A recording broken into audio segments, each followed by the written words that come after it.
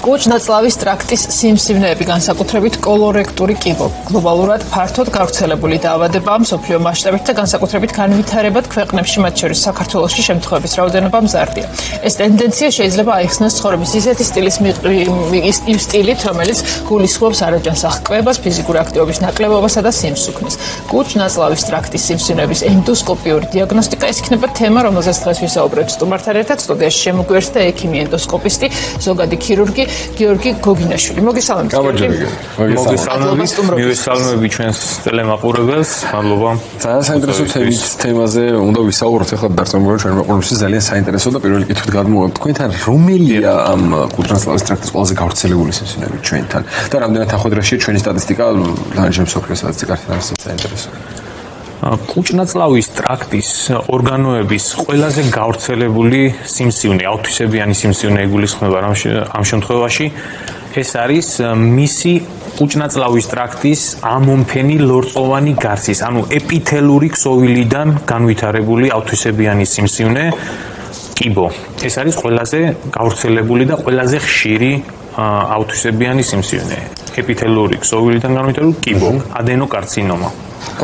სტატისტიკურად, რა თქმა უნდა, საქართველოს სტატისტიკა ხშირ შემთხვევაში ემთხვევა მსოფლიო სტატისტიკას.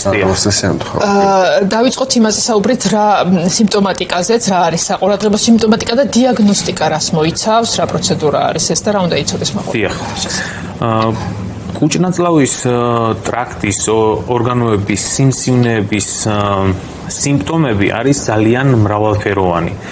პირველ და მეორე სტადიაზე შემთხვევათა აბსოლუტურ უმრავლესობაში ფაქტიურად ჩივილები არ აქვს, ან არის გამოხატული ძალიან მწირი ჩივილები.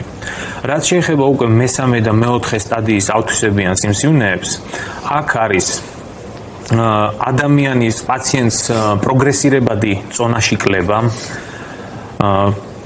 დეფეკაციის აქტის ცვლილება, შავი ფერის განავლის ან განავალში სისხლიანი მინარევის არსებობა, განავალში ლორწოს არსებობა, გულისრევა, ღებინება, უმადობა.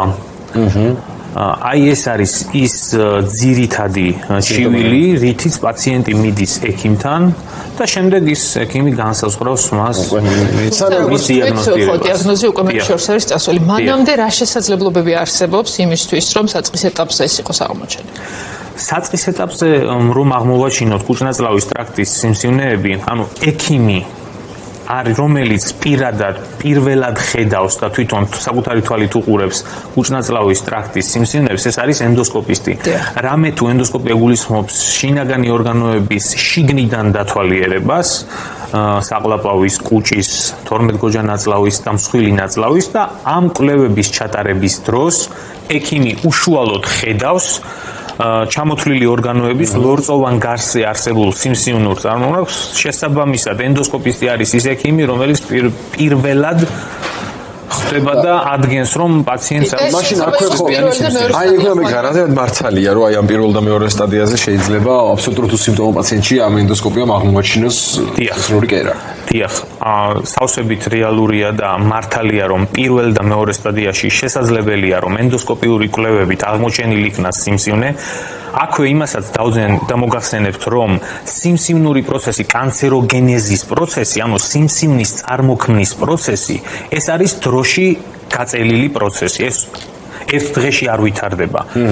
ყოველ წუთას ადამიანის ორგანიზმში წარმოიქმნება რამდენიმე ასეული ან რამდენიმე ათასიც კი სიმსივნური უჯრედი. თუმცა ადამიანის ორგანიზმს ხავს თავისი მოდარაჯე უჯრედები, რომლებიც არიან სრულ მზადყოფნაში ყოველ წუთას, რომ ამ მოდარაჯე უჯრედების ფუნქცია არის, რომ შეიცნონ ეს პირველადად გადაგვარებული უჯრედი, იყვნენ სადარაჯოზე და მოახდინონ მისი ლიკვიდაცია ამ გადაგვარებული უჯრედის. მაგრამ თუ კი რაიმე ფაქტორის გამო ამ მოდარაჯე უჯრედებმა ვეღარ შეასრულეს თავის ფუნქცია და მოხდა იმ გადაგვარებული უჯრედის გამრავლება, შემდეგ უკვე იწყება სიმსივნური პროცესის ჩამოყალიბება. ამ დროში გაწერილი რას გულისხმობთ მაინც აი დაახლოებით რა დროზეა საუბარი? საშუალო წარმოდგენა რო შეგვიძლია. არ შეიძლება ვთქვათ, რომ ერთი პერიოდი დავასახელოთ, ეს არის ორგანიზმის ინდივიდუალური თავისებურება. გააჩნია პაციენტს აქვს თუ არა სხვა თანმხლები დაავადება რაიმე. პაციენტის ასაკს აქვს ძალიან დიდი მნიშვნელობა. ასევე დიდი მნიშვნელობა აქვს მემკვიდრეობით ხასიათს. რა თქმა უნდა, გენეტიკურ წინასწარ განწყობას. პაციენტის პირველი და მეორე რიგის ნათესავებში, მშობლებში, პაპა-ბებიებში თუ კი ადგილი ჰქონდა აუთისებიანი სიმსივნის დიაგნოზს, ამ შემთხვევაში პაციენტი უფრო მეტად ყურადღებით უნდა იყოს და ჩაიტაროს აღნიშნული კვლევები. აქ კიდევ ერთხელ რომ საუბრობთ კუჭ-ნაწლავის ტრაქტის სიმსივნეებზე. შესაბამისად, თანამედროვე დღევანდელი ჩვენი ენდოსკოპიური აპარატურა საშუალებას გვაძლევს, რომ ძალიან მცირე ზომის 1-2 მილიმეტრიანი შეცვლილი სტრუქტურის მქონე ეპითელური ქსოვილი ლორწოვანი გარსიც კი აღმოვაჩინოთ და როდესაც ექიმი ენდოსკოპისტი აფასებს ამ ლორწოვანი გარსის შეცვლის თავისებურებებს, რა სახით არის შეცვლილი, კვლევის პროცესში ტარდება იმ შეცვლილი უბნიდან ბიოპსიის აღება, ანუ ლორწოვანის მცირე ფრაგმენტების მოგლეჯა და მათი უჯრედულ დონეზე შესწავლა.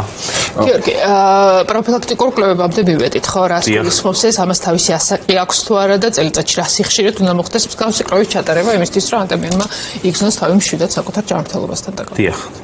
პროფილაქტიკური კვლევები არის კვლევები კუჭ-ნაწლავის ტრაქტის სიმსივნეების აღმომჩენი კვლევები.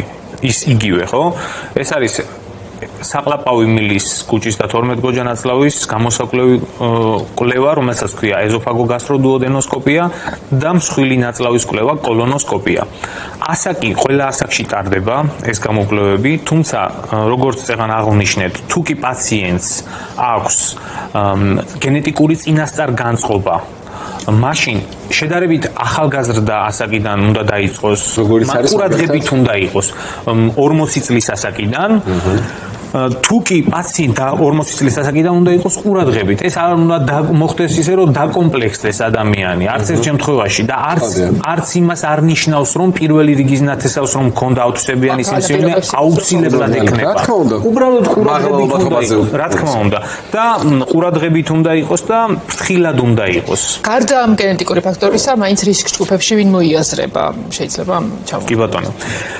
პირველი რა თქმა უნდა არის გენეტიკური ფაქტორი, რისკ ჯგუფებში კუჭ-ნაწლავის ტრაქტის სიმსივნეები ასაკთან ერთად მატულობს. ადამიანის ასაკის მატებასთან ერთად უფრო დიდია იმის ალბათობა, რომ მას გაუჩნდეს. მე ჭირავს ახალ კუჭ-ნაწლავის ტრაქტის ძალიან დიდ როლს ასრულებს ალბათ კვება. აუცილებლად გადამწყვეტ როლს ასრულებს კვება. ასევე ეს არის სწრაფი კვების საკვების სწრაფი კვების ობიექტებში დამზადებული საკვების რეგულარული მოხმარება, ასევე ალკოჰოლის რეგულარული მოხმარება და ჭარბი, ასევე თამბაქოს მოხმარება რეგულარულად და ხანგრძლივად. უმოძრაო ცხოვრების წესი, ეს ეხება უფრო მსხვილი ნაწლავის აუთისებიან სიმსივნეებს. აი ეს ყველაფერი ჩამოთვლილი განაპირობებს. მე მინდა კითხოთ ეს ეხა ენდოსკოპიურ კვლევაზე ვერ ვისაუბრე და თან ძალიან დამაიმედებელია ის ფაქტორი, რომ ესეთი პატარა კერების არ გამორჩება ექიმის მხედველობიდან. როგორ გამოიყურება ეს კვლევა? ანუ რამდენად რთულია, რამდენად იოლია, რამდენად არ უნდა გვეშინოდეს, როგორ უნდა მოვემზადოთ? აი წარმოდგენა რო შევქრან დაახლოებით როგორ გამოიყურება? კვლევები დღევანდელ გარემოში უკვე არის ბევრად გამარტივებული.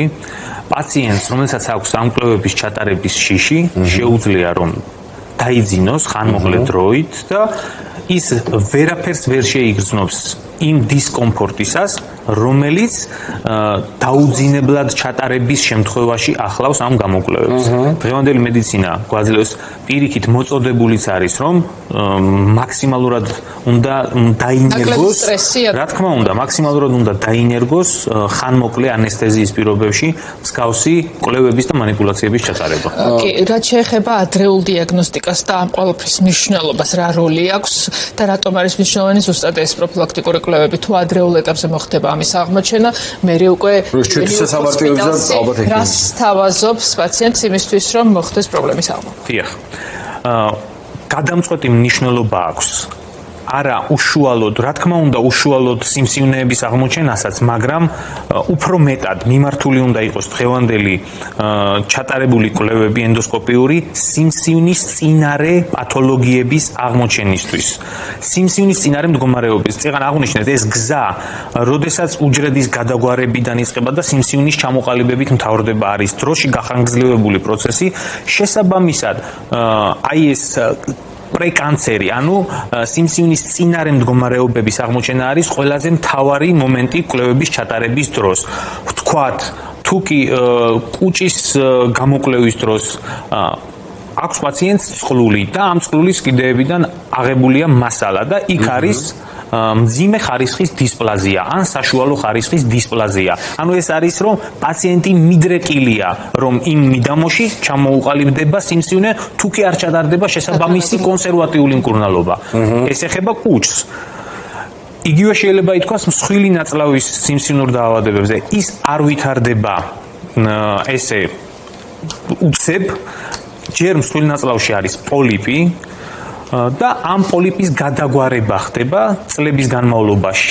სიმსივნედ. ამიტომ თუ კი ენდოსკოპისტი კვლევის პროცესში ნახავს პოლიპს, ის უნდა ამოიკვეთოს, შესაბამისად იმ ადგილას სიმსივნის განვითარების ალბათობა მინიმუმამდე მცირდება. ვთქვათ, რომ ჰოსპიტალში არის შესაძლებლობა ტექნიკური თვალსაზრისით და მე მგონია, რომ ტექნიკური ხელშეწყობა ერთია და ამ ტექნიკის უკან ვინდგას მეორეა. ამიტომ უნდა ვიცოდეთ, რომ სპეციალისტები ის რითიც დაკომპლექტებული არის ჰოსპიტალს თავის ტექნიკური აღჭურვილობით, მგონია, რომ იმედის საფუძველი ერთ-ერთი რაც ამ დროს გვჭირდება, არის რომ ჩვენ ვიყოთ პასუხისმგებლიანები და ყველაზე მთავარი გიორგი, ალბათ ისიც ხაზგასმით უნდა ვთქვათ, არის ერთი კვლევა ვთქვათ ეხოსკოპია, მაგრამ ის სხვა კუთხით აჩვენებს, ხო რატომ არის ზუსტად აი ამ ეს გამიჯვნა სად არის და რატომ არის მნიშვნელოვანი, რომ შეგინდა ნახოთ იგივე ორგანოების მდგომარეობა, ხო და კუთხით. ყველაზე დიდი უპირატესობა ზუსტადაც ეს არის, რომ ეხოსკოპია ულტრაბგერითი კვლევა, ხო ვთქვათ, კუჭის შიგნით არსებულ სიმსივნეს ვერ ხედავს პირველ, მეორე, ხშირად მესამე და მეოთხე სტადიაზეც და უკვე ხედავს ამ სიმსივნის მეტასტაზს რომელიმე ორგანოში როცა გამოჩნდება. ამ შემთხვევაში, რა თქმა უნდა, უკვე შორს სასულ ფორმასთან გვაქვს საქმე, ხოლო ენდოსკოპიით, ანუ შიგნიდან ხედავ, ენდოსკოპია, ხო, ნიშნავს უშუალოდ იმ ზონის დათვალიერებას და რამოდენიმე ათეულჯერ და ასეულჯერ გადიდებული ფუნქციის პირობებში შეფასებას ლორწოვანი გარსისას. აი ეს არის მთელი უპირატესობა, რომ დროულად აღმოჩნდეს და არ მივიდეს სიმსივნის ჩამოყალიბებულ სიმსივნემდე და მაშინ შველაც მარტივია. კი შევეხეთ ამ თემას, მაგრამ მაინც რეკომენდაციებით უნდა დავასრულოთ ცხოვრების წესის რა გავითვალისწინოთ და ასევე რა ასაკიდან დავიწყოთ, რა სიხშირით წლის მანძილზე მსგავსი კვლევების ჩატარება.